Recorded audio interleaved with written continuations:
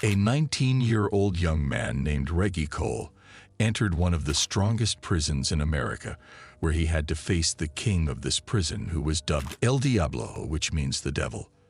Despite the violent events that happened to Reggie in his confrontation against the devil, this confrontation eventually led to something happy that was never expected. A story with exciting events and an unexpected end. So let's watch the events of this story together. Today's story is about Reggie Cole. Reggie was still a child when his family moved to Los Angeles in 1985.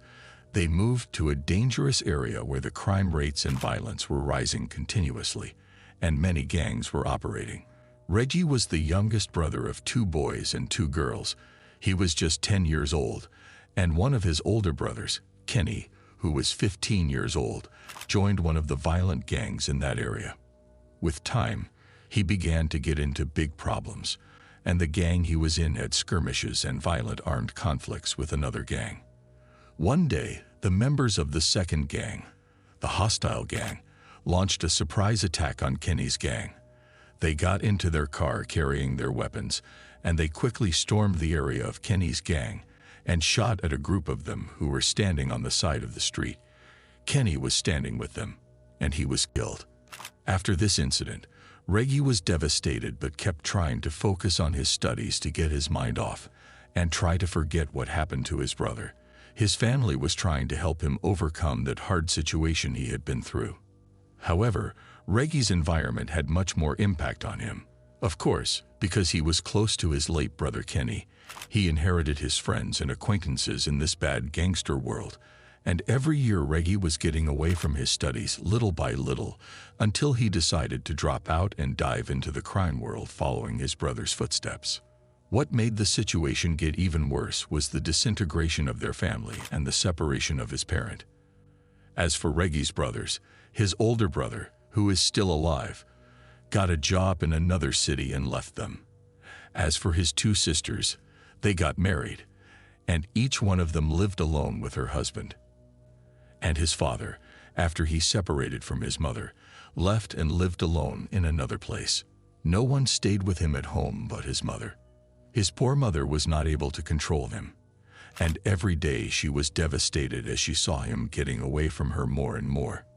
His sister's husband, Reggie's brother-in-law, offered him a job in his plumbing company, but Reggie refused because he was living in another world. At that time, Reggie started to plant and trade in weed. He didn't commit big crimes, but he traded in weed and drugs, so nobody was surprised when he was arrested for the first time, and he was only 16 years old.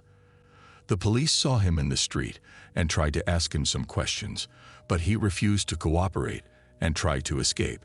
Shortly after, he was arrested again for weapon possession. Unfortunately, Reggie followed his brother's footsteps in this world, and most of his income was from selling weed. Until that time, although Reggie was indulged in the gangster world, he hadn't been involved yet in any violent conflicts. But then, after years, in 1995, when Reggie was 19 years old, he was arrested for murdering a man next to a well-known brothel in that area. Reggie was prosecuted, and the court found him guilty. He was sentenced to life in prison, and he was sent to Calipatria prison, one of the worst and most violent prisons in America. Reggie dressed in orange, which indicates that he is a new prisoner. Reggie, alongside other prisoners, boarded a bus that was going to take them to the prison. The bus kept driving in the streets until it left the city and took a road that seemed blocked, and there was nothing around. Reggie was looking through the bus window and saw nothing but desert. Shortly, he was finally able to see Calipatria prison from afar. It was a complex made up of several buildings and extended over a large area. It was in the middle of nowhere, as if it were a graveyard to which they send people who have been rejected by society so that they can live the rest of their lives in isolation. Reggie was nervous since the bus left the court, and the closer the bus approached the prison, the more he got nervous. As soon as they crossed the first prison gate, the first thing Reggie noticed was the smell of dung that filled the place from the animal pen of the prison. Reggie lowered his head to his hands that were tied to the chair, trying to ignore the smell, but to no avail. The smell was pungent. Then the bus crossed a huge fence that surrounded the whole prison. This fence was electrified, and if anyone touched it, he would die immediately. Of course, all the prisoners knew this. Besides this electrified fence, there was an internal fence that was not electrified. But if you crossed the internal fence, you would find this huge electrified fence. Meaning, do not consider escaping from this prison through its fences. The goal of this fence was to let the guards focus on inside the prison, instead of focusing on the prison walls and parameters. Because the guards in this prison were few compared to the prisoners, they were 1 to 50, which means that every 50 prisoners had one guard. Just 3 months before Reggie entered the prison, there was a famous incident. 5 prisoners in this prison had a big fight with the guards that ended with the prisoners stabbing 8 guards. They stabbed them with knives they made inside the prison. None of the 8 guards died, but this incident was big news that spread throughout the state of California. Everyone heard about it. The bus that brought Reggie and the new prisoners arrived at the main building of the prison, and most of the old prisoners were in the outer yard of the prison, gazing at Reggie and the new prisoners. After the bus had stopped, one of the guards came out and started calling out to the new prisoners one by one from the list he had. Then, after that, the detainees were brought to the inspection room, where they were stripped completely naked to ensure that nothing was hidden on their bodies. After that, they gave them prison attire and took each prisoner to his own cell. The cells in this prison were like a grave. It had 4 walls and a cement ceiling with no windows, and even the door was made of a metal plate with a small opening in the middle that opened and closed from the outside.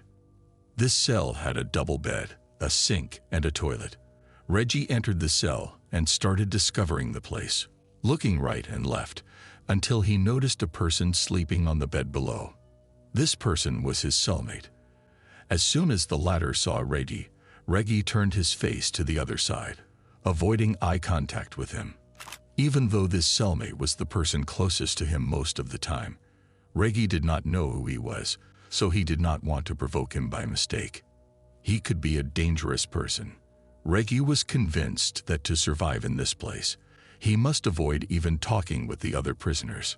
When Reggie entered the cell, he avoided talking to his friend, and even without seeing him, he used the ladder to climb up to his bed and laid on his back and started gazing at the ceiling. From the first week in prison, Reggie knew how dangerous this place was and that to survive, he must be careful of everything and everyone. The first lesson Reggie learned was when a group of prisoners suddenly entered their cell, and his cellmate tried to welcome them and be nice to them, so they wouldn't hurt them. But these prisoners suddenly attacked him, beat him, and raped him, while Reggie was sleeping on his bed above trying to ignore the situation and pretending to be sleeping so that they wouldn't hurt him. Because his cellmate didn't try to fight or resist them, this was repeated several times, and every time these prisoners broke into their cell and did the same thing to his cellmate, and every time Reggie tried to pretend to be sleeping and ignored the situation, although he was listening to what was happening.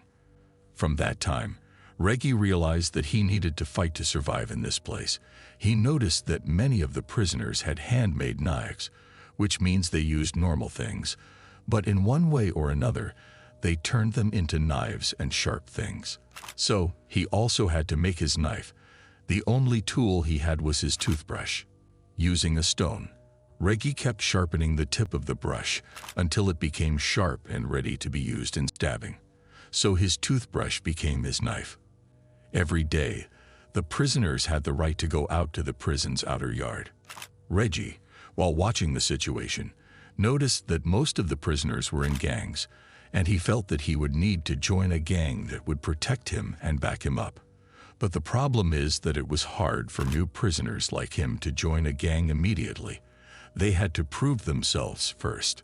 Reggie started looking for a gang that was close to his original gang, with whom he had been working before being arrested. He tried to watch the situation from a distance without attracting anyone's attention. He knew that if he attracted others' attention, that would be like an execution sentence for him. Even though Reggie was trying to stay away from the problems as much as he could, One day, while he was walking in the prison yard, a group of prisoners suddenly trapped him. It was clear that they were a gang, and the biggest one of them, who seemed to be their leader, approached him, held his neck, and fixed him on the fence that was surrounding the outside yard. Reggie, while he was fixed on the fence, felt that the eyes of all the prisoners were on him. Every prisoner in the yard would know what happened there, and he remembered the torment that his cellmate was suffering. Therefore, he realized that if he didn't react at that moment, he would be suffering the same torment as his cellmate. Everyone would see him as an easy hunt, so he had to resist. With a sudden movement in the blink of an eye, Reggie took out his sharp toothbrush and stabbed the big man in his waist. The stab was not intended to kill him, because if he killed him, the guards would take severe measures against him, and he could even be sentenced to death later.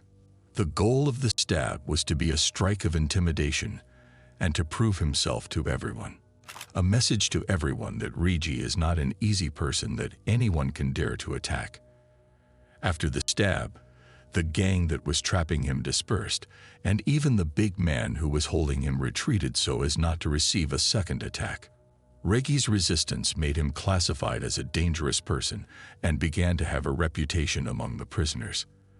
After this incident, there was a gang called 49, welcomed Reggie so that he could join them. And here, Reggie had finally reached what he sought, a gang that he could join and protect his back, because it was the only way for him to survive in this place. Finally, he was able to make a place for himself in the middle of this jungle. Despite the large number of gangs inside Calipatria prison, all of these gangs were subject to one man, a man who positioned himself as the king of this place. The most violent and powerful prisoner in this prison is a very big man named Eddie Clark, and they dubbed him El Diablo, which means the devil in Spanish. For El Diablo, the prison was not only his home but his business too. There were smuggling operations of drugs and contraband that took place constantly inside this prison, and all of these smuggling operations were under the management of El Diablo. He set up a small drug empire for himself inside the prison. Everyone in this prison was afraid of him and tried to avoid his evil. Even the guards were confessing to his status and influence over this place, and they were giving him special privileges to maintain calm and peace. You would say all this is happening, and you would call it peace. Believe me, the situation could have been much worse. Every prisoner was inside this prison due to a murder case or a very violent case, so this place could turn into hell at any moment. And the guards were trying to preserve peace as much as they could, and their leniency with the El Diablo and granting him distinctions was part of the necessary concessions. In this way, El Diablo took full control over the prison, and no one dared to confront or object to him, neither the prisoners nor the guards. As for Reggie, he was comfortable with his new situation with his gang, and not only felt safe, but he even felt like he was a human being again. He could go out with his gang and play basketball, or they could sit in the yard and talk in complete safety. He had people around him that he trusted, people he felt had his back. And just like all the prisoners, Reggie knew that he should always avoid El Diablo and should never attract his attention. Everyone knew the story of El Diablo, who, although he was only 34 years old, spent 20 of his life in prison. Even when he was a teenager and entered the juvenile prison when he was 13 years old, he assaulted another teenager. He beat him until he died.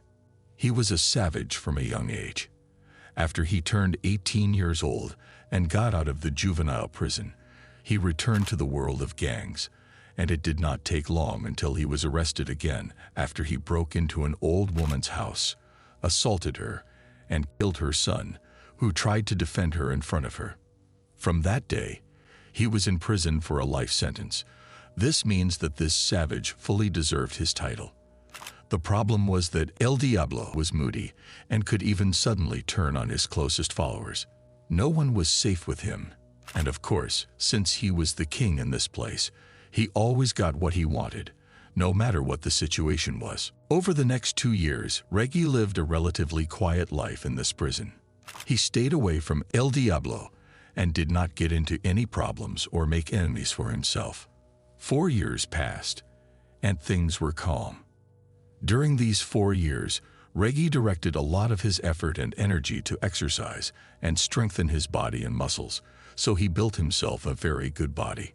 His strength has greatly increased.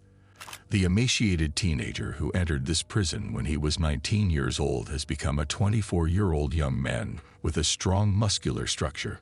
Fortunately for him, he focused on building his muscles and body during these past years because he will need all of his strength for the upcoming events. Over time, El Diablo's situation has become worse. He became addicted to alcohol and was always drunk.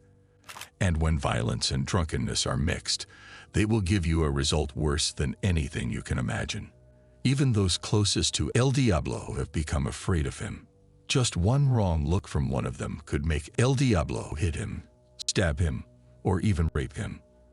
The situation of this savage devil was becoming more and more crazy every day, and although Reggie had succeeded in avoiding him for the past 4 years, fate would bring him into direct confrontation with him. In October of 2000, the prisoners were in the outer yard, and one of them took a pebble and threw it on the back of one of the guards. The guards immediately ordered all the prisoners in the yard to lie down on the ground to search them.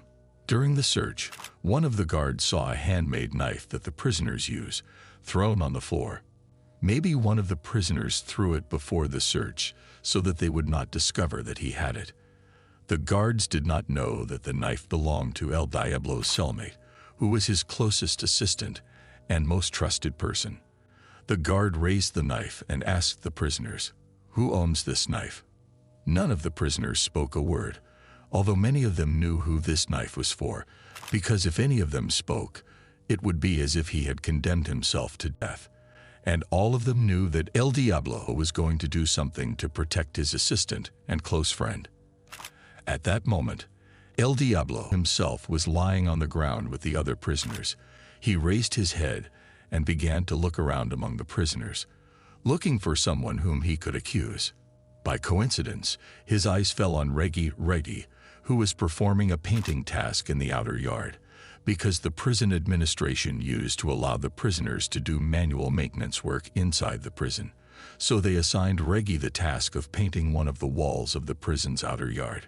Reggie was lying on the ground like the rest of the prisoners, with paintbrushes in his hand.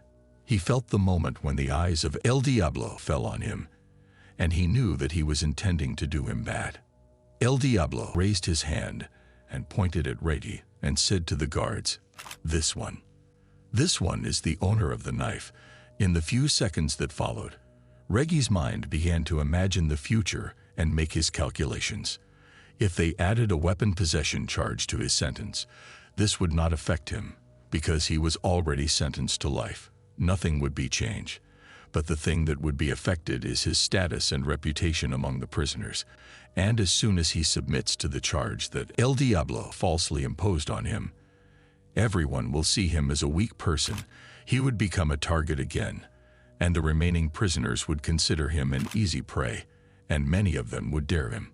At that moment, Reggie knew that just as he had stood up to the giant prisoner who tried to attack him in the first week, he must now stand up to Calipatria prison's devil.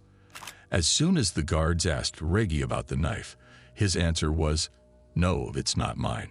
It was just a short sentence and a few words, but it would change his life forever. And now, Reggie had officially become the declared enemy in front of everyone for El Diablo. Everyone was shocked after this sentence came out of Reggie's mouth, even the guards. Everyone was wondering, how dare this crazy confronted El Diablo? Reggie did not face El Diablo after that, but he knew the situation he was in. He knew he had become El Diablo's enemy. During the weeks that followed this incident, Reggie was always in a state of alert. He was expecting that El Diablo or one of his assistants might attack him at any moment. Even when he was sleeping on his bed at night, he was unable to sleep comfortably. And every time he went out to the outside yard during his break, he kept his eyes on El Diablo and his close assistants and tried to stay away from him as much as he could, and tried to stay next to the guards or in a place where their eyes would be on him, so that he would not be trapped by El Diablo and his group. But a month later, in November 2000, one day Reggie was walking in the outer yard and noticed that El Diablo was coming towards him. He was not even trying to surprise him or walk stealthily. He was coming straight at him. Reggie didn't know what to do, and El Diablo kept getting closer until he got in front of him and held Reggie's shoulder with his left hand and stabbed his waist with the right. It wasn't a fatal stab, but it was a painful message. A message that says that the days of Reggie in this prison are numbered. As he pulled the knife from Reggie, he threw the knife in the grass and walked away. Reggie put his hand on the place of the stab as he was bleeding, and none of the prisoners who saw what happened tried to help him. They all looked away as if they didn't see anything. Even the guards, none of them tried to intervene. Reggie kept pressing on his wound to reduce the amount of blood that came out. A quarter later, the bell rang, which indicated the end of the break, and all the prisoners had to go back to their cells. But before, they all lined up at the gate to be searched. The guards searched them to check if they had weapons or contrabands they were trying to smuggle to their cells. It was a routine search that they always do after the break. All the prisoners were lined up. El Diablo was at the front, and Reggie was 3 or 4 prisoners away behind him. Reggie was still pressing on his wound and trying to hide it from the guards.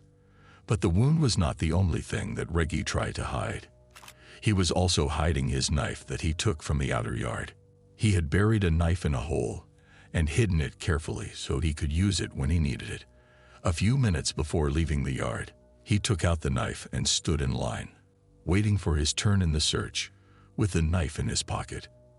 El Diablo, who was in the front of the search line, arrived at the guard, who started searching him from the front, and then asked him to turn around so he could search him from the back. When El Diablo turned his back to be searched, he was looking at the prisoners who were standing behind him, and Reggie was standing in the line among them. El Diablo was looking at him with contempt and a sarcastic smile. While the guard was still searching, suddenly, Reggie, who was holding his wound, got out of the line and quickly ran towards El Diablo, raised his hand with which he was holding the knife, and stabbed El Diablo in the throat. Everyone was frozen in place, unable to believe what happened in front of their eyes. El Diablo opened his eyes with a look of shock. This look of shock quickly turned into a look of pain, and his huge body retreated. The knife came out of his throat, and with his hands he was trying to stop the bleeding by holding his neck. But the problem was that he was suffocating and unable to breathe.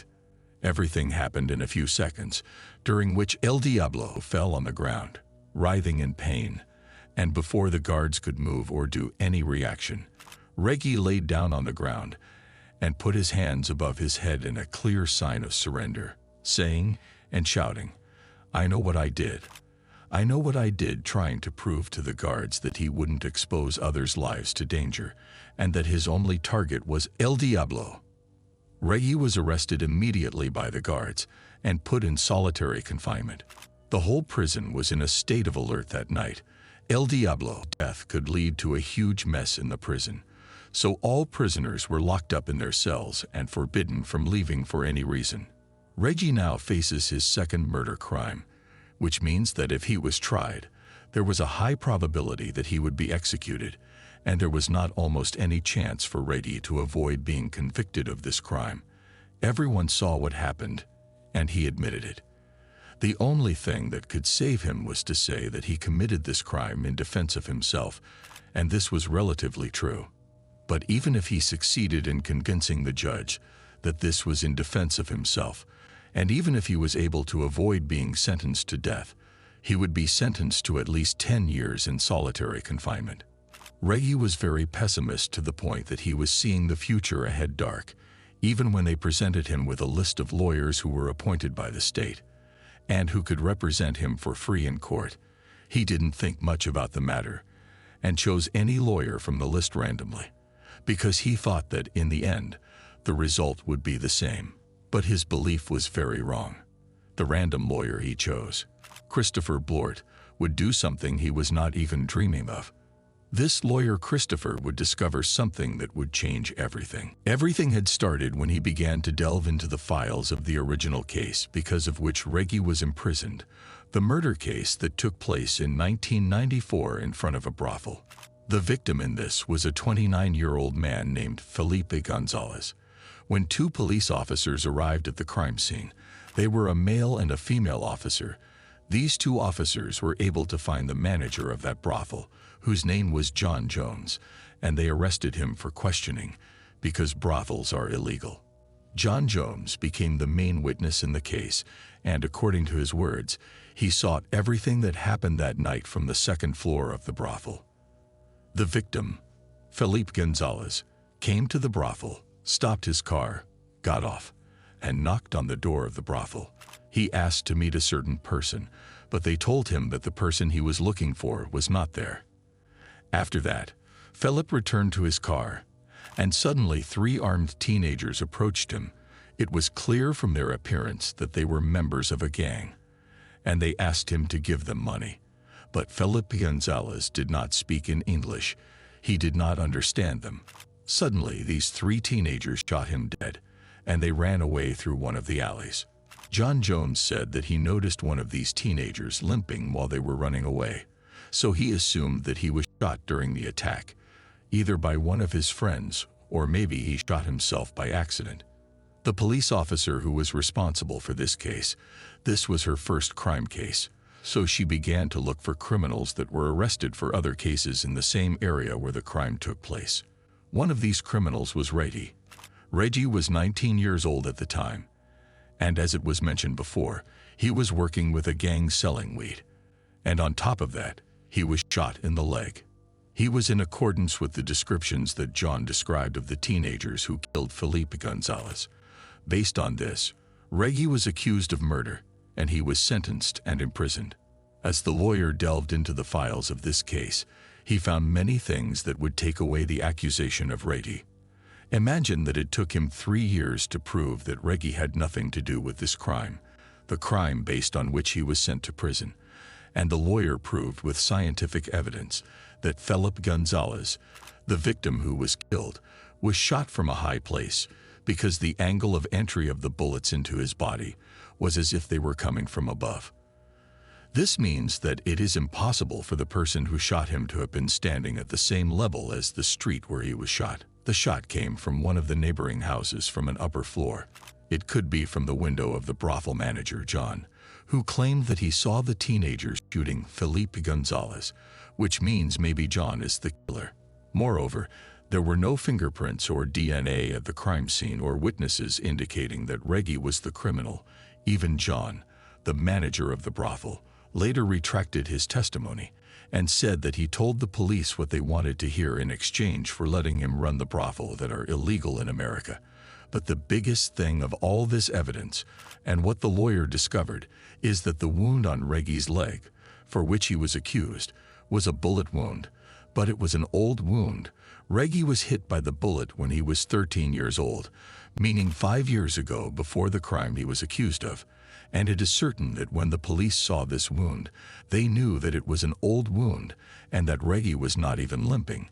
But it was clear that this police officer who was responsible for this case wanted to close it quickly. As we said, this was her first crime case, so she wanted to register a victory in her record as soon as possible. She saw that this poor Reggie was a gang member, so she simply accused him. Although Reggie kept telling them that he was innocent for a long time, eventually he was convicted of it. After Reggie had been imprisoned, he spent a long time in the prison library looking up the law books about the false charges. Even during the prison period, Reggie was trying to get away from violence and problems, but the problems were coming after him. He was forced to defend himself and try to survive in this environment in which he was accused of a crime he didn't commit. Imagine that the lawyer had been working on this case for 3 years. During these years, Reggie was in solitary confinement after he had killed El Diablo, and then the lawyer took the case to court again. Finally, the judge ruled that Reggie was innocent of the first crime of which he was accused. As for the murder of El Diablo, they reduced the charges from the crime of first-degree murder to the crime of second-degree murder. and they sentenced Reggie to 10 years in solitary confinement in connection with El Diablo murder. This case took a long time, and by the time the sentence was ruled, Reggie had already spent 8 years in solitary confinement, and these 8 years were counted within the sentence, so he had only 2 years left to get released. After Reggie had completed the last 2 years of his sentence, he finally got out of prison in 2009. After spending 16 years in prison, 10 of them were in solitary confinement. And although he went through hard times, but he was happy with his freedom. After being released, Reggie entered a long judicial battle to regain his rights. And finally, in 2017, Los Angeles paid Reggie a compensation of $5.2 million. Of course, these millions will not compensate him for what he went through while imprisoned, but at least it will make him live a comfortable life for the rest of his life, financially speaking. We have come to the end of our story. Don't forget to like and subscribe. Thank you for watching. See you in the next video. Goodbye.